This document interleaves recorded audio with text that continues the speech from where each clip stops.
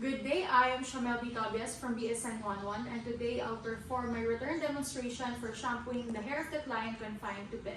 The purposes of performing this procedure is to stimulate blood circulation to the scalp, to distribute hair oils and provide a healthy sheen, to increase client's comfort and to assess or monitor hair or scalp problems like matted hair or dandruff. So for the preparation, gather and prepare the necessary materials using linear arrangement. And in this procedure, we'll be needing bath towels, bath blanket, washcloth, warm water that ranges from 40 to 43 degrees Celsius, an alcohol, cotton balls, shampoo and conditioner, face mirror, improvised Kelly pad, pitcher or a dipper, and also a pair of gloves and comb. And last, we need a laundry bag. So after readying the materials that we'll be needing for this, we have additional 2 materials for bedridden patients. So we need 2 basin or 2 pail. The first pail or basin as filled with water for rinsing the client's hair, and also a basin or a pail for water receptacle. So now for the assessment, we have to assess for the following, such as the patient's level of consciousness and activity tolerance, and also assess the history of the following conditions. So such as the recent chemotherapy, hyperthyroidism, radiation of the head, unexplained hair loss, and excessive hair growth. So after doing that, we have to assess also the presence of lice and dandruff, the condition of the hair as well as the scalp, and the usual hair care products and practices that the client performs. So for the implementation, we have to perform hand hygiene and wear gloves.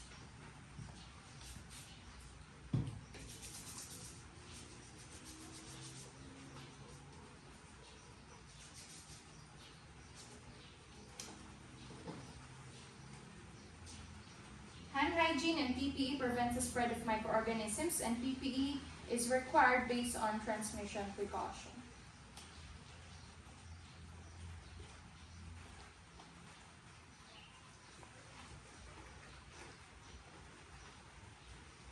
After performing hand hygiene, introduce yourself to the client and verify the client's identity. Explain what you're going to do, why it is necessary, and how he or she can cooperate. So, good morning, ma'am. I am Shamel Tobias, a student nurse from Miss Lane University, Philippines, and I am here to perform your shampooing for today. So, may I hold your hand as I check your ID band? Okay, ma'am. Allow me. So, ano pong pangalan nyo? Okay, Princess. So, ngayon, shampooin natin yung buhok mo, okay? Okay, so, we ensure the patient's identity to prevent errors. And so, after doing that, we have to provide for client's privacy. Close the curtain around the bed or close the door of the room if possible, because hygiene is a personal matter, and this prevents the loss of body heat during the bath. So after doing that, we have to raise the bed to a comfortable or appropriate height. And assuming that I already raised the bed, we're gonna lower the side rails where I will work.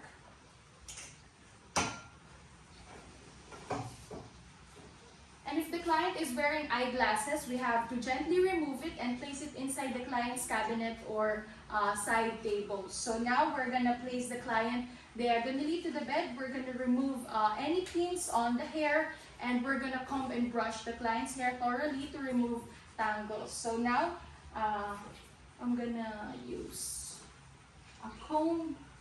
So allow me. Susuklay natin yung buhok mo, okay?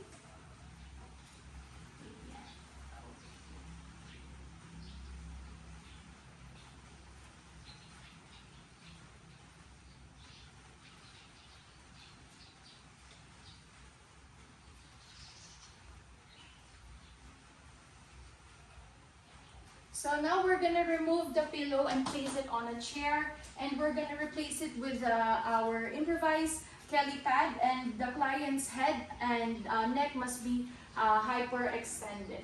So now, tatanggalin ko na yung unan.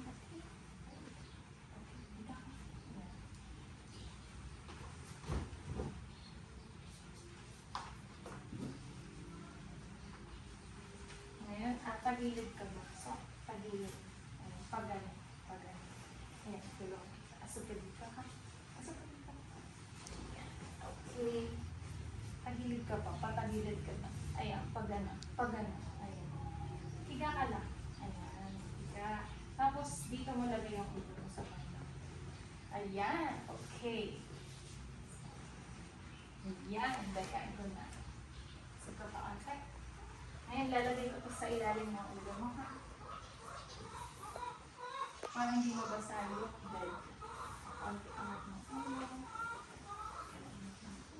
Ayan. Tapos, kunin ko lahat.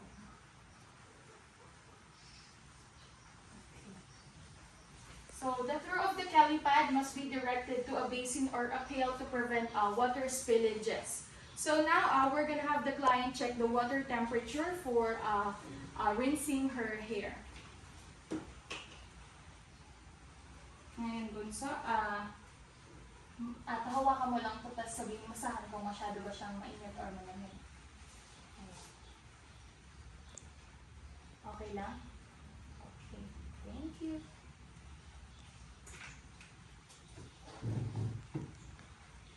So, after checking or adjusting the water temperature, we're gonna cover the client's eyes with washcloth to prevent irritation of the eyes and plug in cotton balls on each side of the client's ear to prevent water from entering the external ear canal.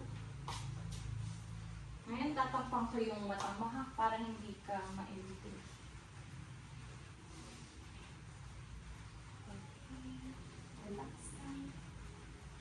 Tapos lalagyan natin ng cotton balls yung tenga para hindi makapasok yung tubig.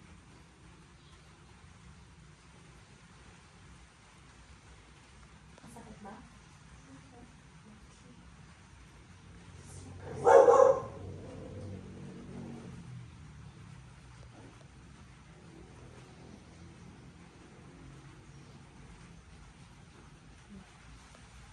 So, after doing that, we're gonna wet the hair thoroughly with the water and apply a small amount of shampoo and work on the latter first.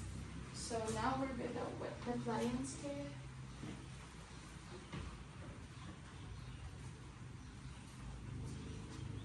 Ngayon, babasahin ko yung buhok mo, ha?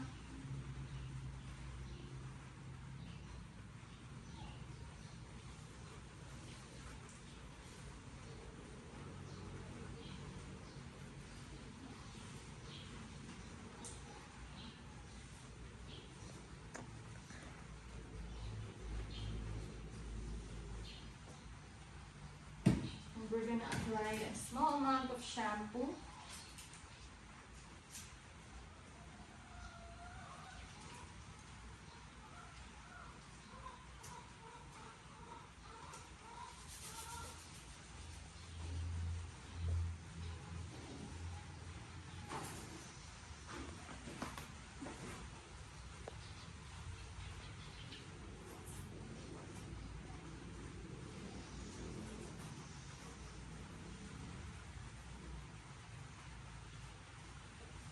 And after shampooing the hair of the client, we're gonna massage the scalp using our finger pads and not our fingertips.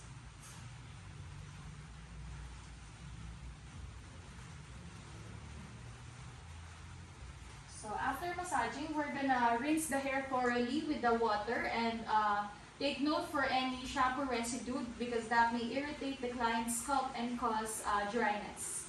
So now we're gonna rinse the hair.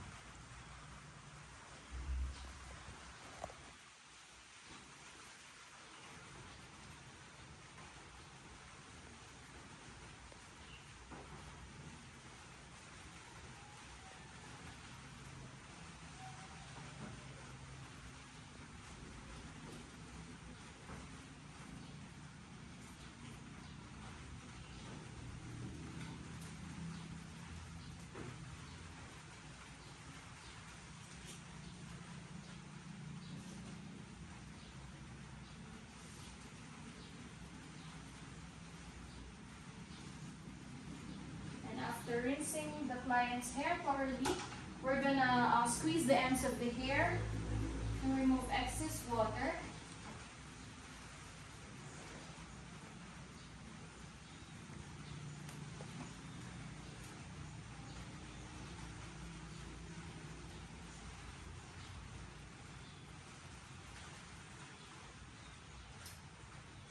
And after rinsing the client's hair thoroughly, we're going to remove the Kelly pad, the cotton balls, and the washcloth. And we're going to dry the client's hair thoroughly with a towel or a hair dryer.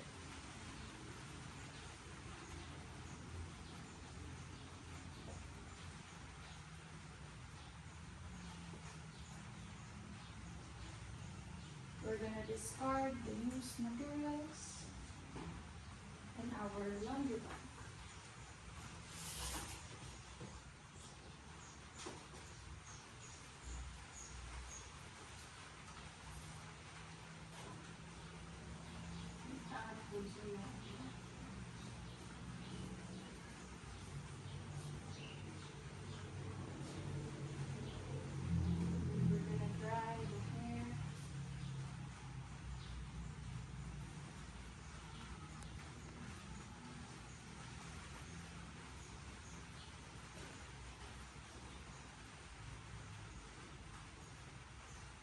Now that the hair is dry, we're going to remove the Kelly pads under the hair. Okay, tanggalin ko natin ito isa.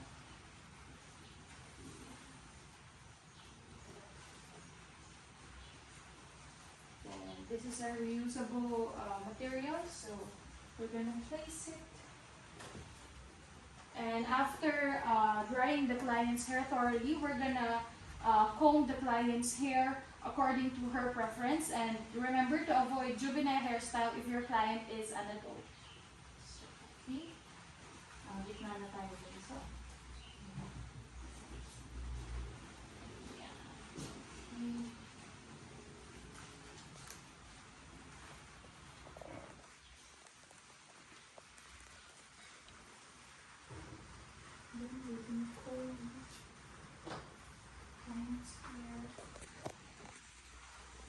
ano ba ang gusto mong hairstyle dun sa iyong kanina natin?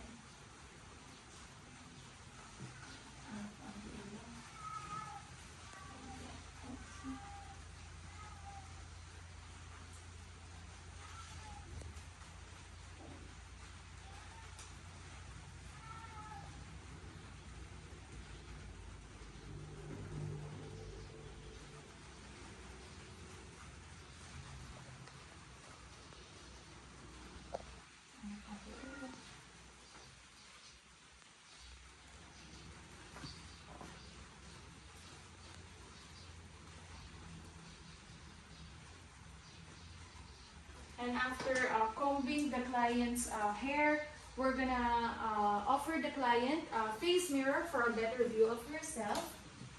So, ayan lang. Okay.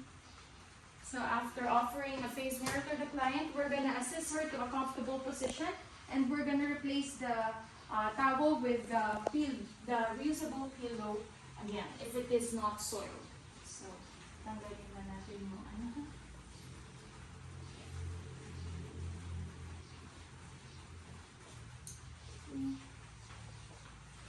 Place it in a portable linen bag. Place back the pillow.